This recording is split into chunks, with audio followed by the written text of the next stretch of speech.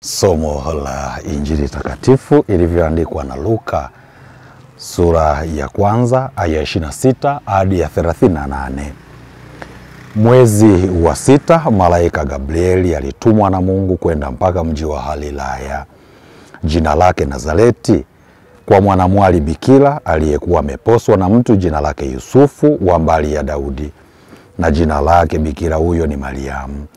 Akaingia nyumbani kwake akasema, salamu uliyepewa neema, Bwana yu pamoja nawe. Naye akafadhaika sana kwa ajili ya maneno yake. Akawaza moyoni, salamu hii ni ya namna gani? Malaika akamwambia, usiogope Mariamu, kwa maana umepata neema kwa Mungu. Tazama, utachukua mimba na kumzaa mtoto mwanamume, na jina lake utamuita Yesu. Huyo atakuwa mkuu, ataitwa mwana wa Aliye Juu, na Bwana Mungu atampa kiti cha enzi cha Daudi baba yake. Ataimiliki nyumba ya Yakobo hata milele, na ufalme wake utakuwa hauna mwisho. Mariamu akamwambia malaika, litakuwaje neno hili, maana simjui mume? Malaika akajibu akamwambia, Roho Mtakatifu atakujilia juu yako, na nguvu zake Aliye Juu zitakufunika kama kivuli. Kwa sababu hiyo, hicho kitakachozaliwa kitaitwa kitakatifu, mwana wa Mungu.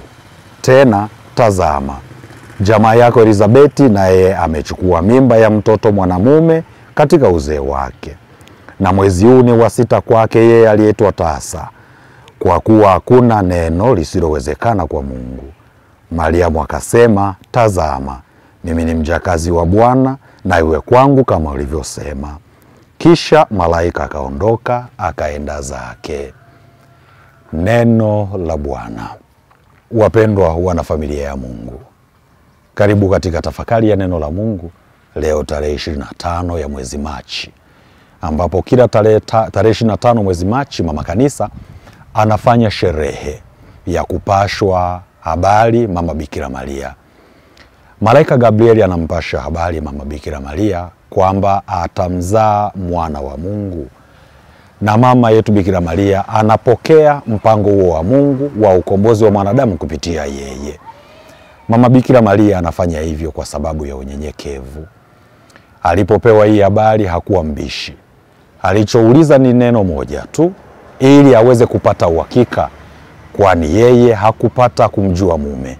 Kumbe alimuuliza malaika swali moja tu, na hilo ili kuweza kupata uhakika kwamba litawezekanaje jambo hili, yeye amjue mume.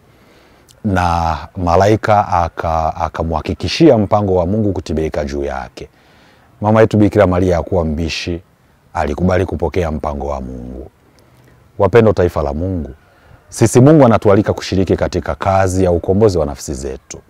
Tumwige mama yetu Bikira Maria kwa kuwa tayari na kwa unyenyekevu mkubwa kupokea mpango wa Mungu kukamilika juu yetu. Mara nyingi mpango wa Mungu wa kukomboa nafsi zetu unakuja kwa namna nyingi, na kwa namna nyingine ambazo tunaona zinakuwa ni ngumu kwetu. Lakini kama tukikubali na kuwa watiifu, mipango hiyo ya Mungu itakamilika juu yetu. Kwa nini hii sherehe iwe tarehe 25 ya mwezi Machi? Kama tunavyojua ndugu zangu, kila tarehe 25 ya mwezi Desemba tunafanya sherehe ya kuzaliwa Mwokozi wetu Bwana wetu Yesu Kristo kupitia kwa mama Bikira Maria. Kumbe ukihesabu tarehe 25 ya mwezi Machi, mwezi wa 3, mpaka kufikia tarehe 25 ya mwezi wa 12, ni miezi 9, ambayo ni miezi 9 hiyo kwa hali ya kawaida ya kibiolojia, mama anapochukua mimba ndiyo inakuwa imetimilika miezi 9 ya kujifungua mtoto.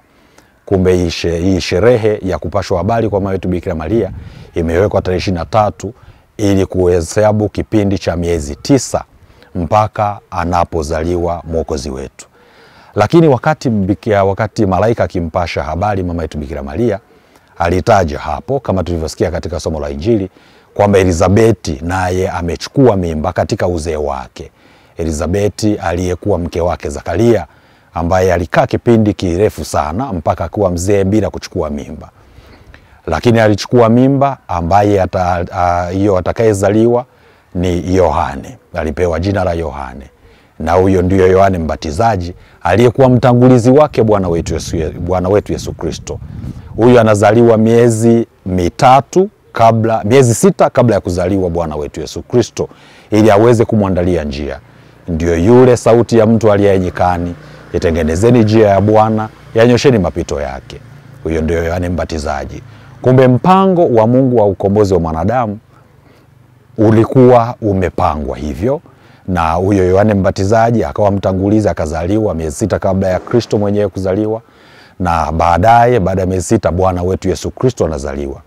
Kumbe tunapofanya sherehe hii ya kupashwa habari mama yetu Bikira Maria kwamba atakuwa mama wa Mungu, hayo ambayo nimeyataja hapo mwanzo ni mazuri sana ya kujifunza, hasa unyenyekevu wa mama yetu Bikira Maria. Na yeye mama Bikira Maria hakuhesabu matokeo hasi ya kukubali mpango wa Mungu wa kumzaa Mwokozi, kwa sababu kwa tamaduni za Kiyahudi mwanamke asingeweza kuzaa kama hajaolewa.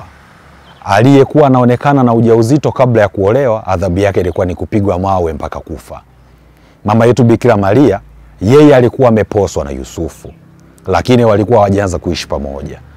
Kwa tamaduni za Kiyahudi, mwanamke ili aweze kufikisha umri wa kuolewa, inabidi awe na miaka 14 kujumulisha 1. Kwa maana ya kujihakikishia kwamba ametimiza miaka 14. Na kwa mwanamume inabidi awe na miaka 15 kujumulisha 1, au amefikisha kweli umri wa miaka 15. Lakini kwa kulingana na mapokeo, Yusufu alikuwa na umri mkubwa. Mama yetu Bikira Maria alikuwa ni binti mdogo sana. Kumbe ilikuwa haijafika ule umri wa kuweza kuanza kuishi na Yusufu kama mume wake. Sasa ile tendo la kuambiwa kwamba atabeba, atachukua mimba, kwake ilikuwa ni hatari. Kwamba atachukua mimba na hajaanza kuishi na Yusufu. Kumbe angeweza kupigwa mawe na kuuawa kulingana na tamaduni za Kiyahudi. Lakini mama Bikira Maria hakuwaza hayo yote, ila alikuwa tayari ili mpango wa Mungu uweze kutimilika juu yake.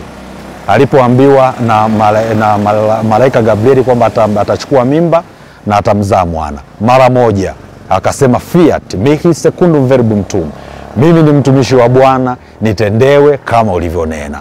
Alikubali mpango wa Mungu mara moja, hakuhesabu hayo matokeo hasi. Sisi nasi tukubali kupokea mpango wa Mungu utimilike juu yetu. Tusiweke maswali, tusiweke vikwazo, au tusiwe na fikira hasi juu ya mpango wa Mungu wa kuzikomboa roho zetu. Tuwe tayari na tuwe wanyenyekevu kwa kumiga mama yetu Bikira Maria. Awabariki Mungu Mwenyezi, Baba na Mwana na Roho Mtakatifu. Amina.